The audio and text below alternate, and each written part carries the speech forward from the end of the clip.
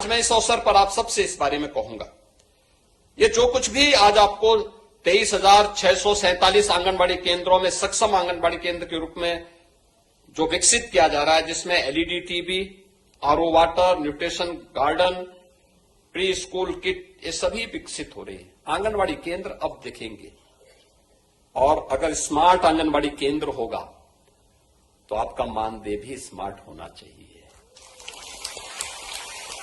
चाहिए ना। और इसी के लिए हम लोग आज आए हैं बोलने के लिए कि मैंने विभाग से कह दिया है, अति शीघ्र ये ट्रेनिंग कराओ और मानदेय का प्रस्ताव प्रस्तुत करके बड़ा समारोह करके इन लोगों के मानदेय को अभी से प्रारंभ करिए, जिससे अति शीघ्र इनको एक मानदेय प्रारंभ हो जाए। सम्मानजनक मानदेय मिलना चाहिए।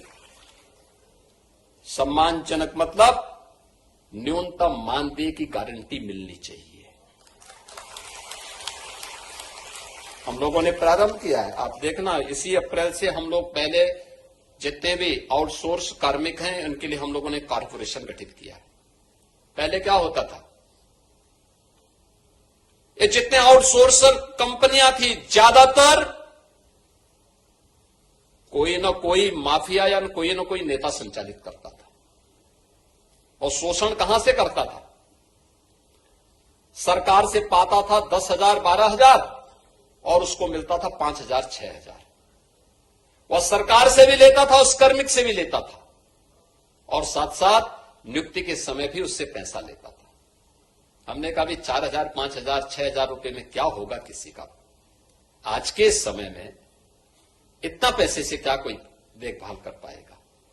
और विभाग को बुला के मैंने बहुत सख्ती से कह रखा है, हर हाल में इसको लागू करो। अप्रैल से मैं चाहूंगा कि इस व्यवस्था को लागू करने की तैयारी करो। अब हम कॉर्पोरेशन को आगे बढ़ा रहे हैं, शोषण मुक्त व्यवस्था बनाएंगे, सम्मानजनक मानदेय अपने कर्मचारियों को देंगे।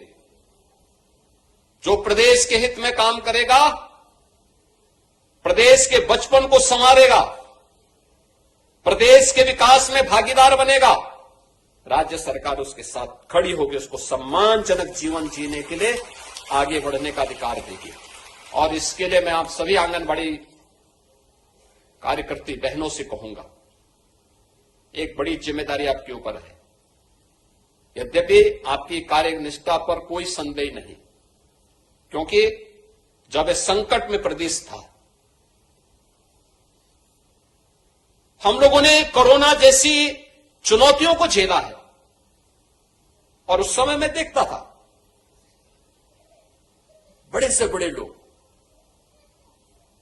पस्त थे, बहुत सारे लोग बहाना कर देते थे, लेकिन तब भी मैं देखता था कि आप लोग घर घर स्क्रीनिंग के कार्यक्रम के साथ सरकार के अभियान को आगे बढ़ाने का काम है। तीन तबके को तो मैंने अपनी आंखों से देखा है, क्योंकि मैं भी निकला था। प्रधानमंत्री जी जब फील्ड में उतरे थे तो मैं भी उतरा था और हम लोगों ने जिले जिले में जाकर के देखा था। मैं किसी भी गांव में जाता था, क्योंकि अक्सर होता है कि हम लोगों के कार्य जनपद मुख्यालय पर या ब्लॉक मुख्यालय या तहसील मुख्यालयों तक सीमित होता है। लेकिन कोरोना के दौरान मुझे लगा कि कुछ लोगों ने कहा गांव में बीमारी है, हमने कहा शहर के साथ साथ गांव में भी जाएंगे। तो मैं गांव गांव में भी उतरा, गांव गांव में भी गया। कई कई किलोमीटर हमें सड़क मार्ग से चलना पड़ा और मैं देखता था, जब मैं किसी गांव में अचानक जाता था तो मुझे ये 3 वर्ग में से कोई एक देखने को मिलता था, या तो आंगनबाड़ी या आशा वर्कर या एएनएम में कोई ना कोई वहां मुझे दिखाई देती थी स्क्रीनिंग करती थी। तो ये जो चुनौती का मुकाबला उस समय आप लोगों ने किया है, उसके कारण सरकार के मन में भी है कि नहीं, इनको उसी प्रकार से सम्मान भी मिलना चाहिए, आगे बढ़ना चाहिए, प्रक्रिया आगे बढ़नी चाहिए।